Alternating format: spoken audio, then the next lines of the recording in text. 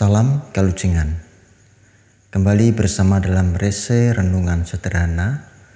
Judul rese kita saat ini adalah Pada Pondasi yang Benar. Melalui perenungan firman Tuhan dari Injil Lukas pasal 6 ayat 46 sampai dengan 49 yang demikian.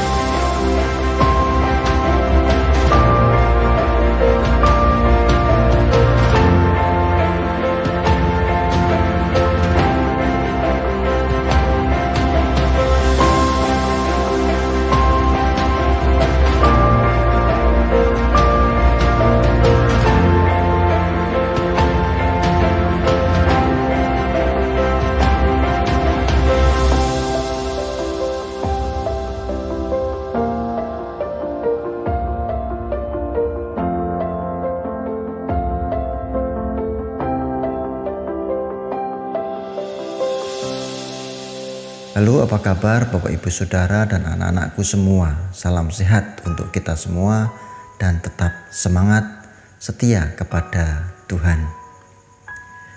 Bapak Ibu Saudara dan anak-anakku, ada sebuah cerita romantis begini.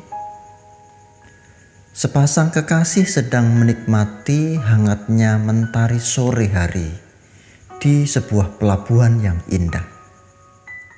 Mereka duduk berdampingan menatap air laut keemasan karena pantulan sinar matahari yang mulai pulang ke peraduan.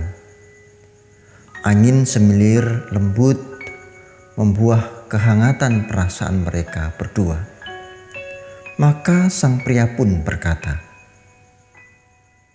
"Akan kupastikan bahwa pernikahan kita kelak akan sedamai sore ini." Oke, stop. Saya hentikan kisah romantisnya. Saudara, hidup itu tidak selalu berada di pelabuhan, di pinggir laut, di mana angin sepoi-sepoi menggoda, suasana aman dan nyaman, begitu indah. Kehidupan bahkan sering digambarkan seperti bahtera yang mengarungi samudera. Di tengah samudera, saudara, bukan di pinggirnya. Di sana, di tengah samudera itu memang ada keindahan, tetapi juga ada bahaya. Ada masa di mana kita berpapasan dengan ombak besar, bahkan juga badai yang menakutkan. Ingat saudara, iman akan diketahui kualitasnya justru pada masa pencobaan. Iman akan diketahui kualitasnya justru di tengah samudera, bukan di pelabuhan. Pada masa kita berjumpa dengan badai, hingga kita merasakan seberapa kuat iman kita yang menyelamatkan kita. Saudaraku, perikop kita menandaskan bahwa beriman itu tak cukup hanya menyerukan nama kudusnya Tuhan, berseru Tuhan, Tuhan, namun tidak melakukan apa yang Tuhan katakan. Bisa dicek di ayat 46. Beriman itu tak cukup hanya mendengar perkataan Kristus, lalu enggan melakukannya juga. Melakukan berarti mewujudkan semua firman itu di dalam tindakan yang nyata, dan itulah beriman. Ini adalah buah dari suatu kehidupan. Karena dengan mewujudkan semua firman berarti juga mendengar semua firman. Selain itu, juga tidak cukup sekedar mengaku-ngaku bahwa kita seolah memiliki relasi yang baik dengan Tuhan. Seolah suci dengan berseru Tuhan, Tuhan, seolah kenal, sok dekat. padahal hanya dengar firman-Nya saja tapi enggan melakukan perbuatan. Jika demikian, sesungguhnya ketika mereka hanya berseru Tuhan, Tuhan tanpa perbuatan, sedang menghinakan Tuhan. Seakan mentaati firman dengan sepenuh hati, tetapi perbuatannya hanya untuk kepentingan dirinya sendiri, jauh dari kehendak Tuhan. Ini lebih mirip ejekan prajurit Romawi sembari menancapkan duri di kepala Kristus dan berkata, "Salam, hai Raja orang Yahudi." Ini bisa kita tonton filmnya di The Passion of the Christ. Saudara, jika kita mengira bahwa memeluk agama dengan sekedar mendengar firman tanpa melakukan perbuatan dapat membawa kita ke dalam surga, maka kita sedang menipu diri sendiri. Mari kita lanjutkan memperhatikan perumpamaan di ayat 47 sampai dengan 49. Saudaraku, Bapak, Ibu, dan anak-anakku yang terkasih, mereka yang berdiri teguh di masa pencobaan adalah mereka yang tidak sekadar mendengar perkataan Kristus, melainkan juga melakukannya. Mereka seperti rumah yang dibangun di atas batu. Mereka ini adalah orang-orang yang dengan sungguh-sungguh melekatkan hidupnya pada pondasi yang benar. Mereka menggali dalam pondasi itu sebuah batu karang yang kuat. Untuk menggalinya agar menjadi pondasi suatu rumah rohani membutuhkan keteguhan yang kuat pula. Mereka inilah yang membekali diri untuk kehidupan di hari kemudian, yang memiliki perencanaan baik untuk senantiasa bersiap-siap menghadapi yang terburuk, menghadapi badai dan banjir yang bisa datang kapan saja. Sehingga pada masa pencobaan dan aniaya mereka tetap berdiri teguh dan utuh. Ketika orang lain meninggalkan kesetiaannya pada Kristus, mereka akan berdiri teguh di dalam Tuhan. Banjir dan badai tidak akan mengejutkan mereka, sebab kaki mereka terpancang kuat di atas batu karang yang teguh. Mereka aman melalui iman dalam Kristus, batu karang yang teguh yang lebih tinggi dari semua banjir dan badai yang ada. Lagi pula saudara, banjir dan badai takut pada Kristus, bukan? Selanjutnya, orang-orang yang mendengarkan perkataan Kristus tetapi tidak hidup menurut perkataan-perkataan Kristus itu, tidak melakukannya, hanya akan menyesal, kecewa, dan tertimpa bencana. Mereka seperti membangun rumah suatu kehidupan di atas tanah tanpa dasar. Mereka menghibur diri dengan pengharapan yang sia-sia. Mereka membangun bangunan rohani di atas pondasi yang keliru. Apa yang akan terjadi? Ketika banjir dan badai melanda, maka hancurlah rumah itu karena dasarnya tersapu habis. Tragis saudara. Pengharapan mereka terbukti sia-sia justru ketika mereka sungguh membutuhkan pertolongan. Saudaraku, Bapak, Ibu, dan anak-anak yang terkasih, mengapa rumah mereka yang satu hancur sedang yang lain tidak? Tidak kuatkah rumah yang dibangun itu? Saudara, mari perhatikan. Yang menjadi persoalan bukanlah seberapa kuat rumah yang dibangun, melainkan di manakah rumah itu dibangun, pada pondasi yang benar atau salah. Mari kita hayati.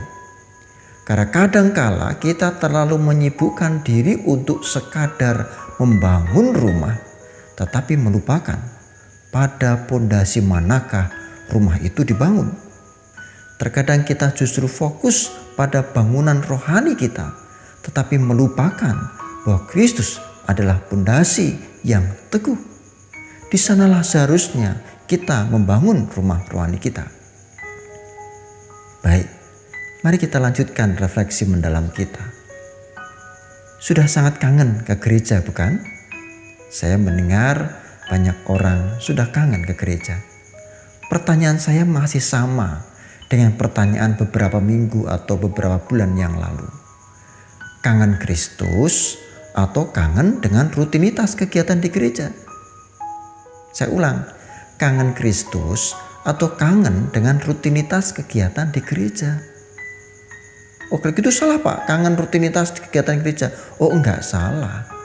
Kangen dengan kegiatan di gereja tidak salah, tetapi menjadi salah jika kita kangen dengan rutinitas kegiatan di gereja seolah-olah kangen kepada Kristus. Seolah-olah kenal dengan Tuhan dan berseru Tuhan, tetapi tidak benar-benar berrelasi dengan Tuhan.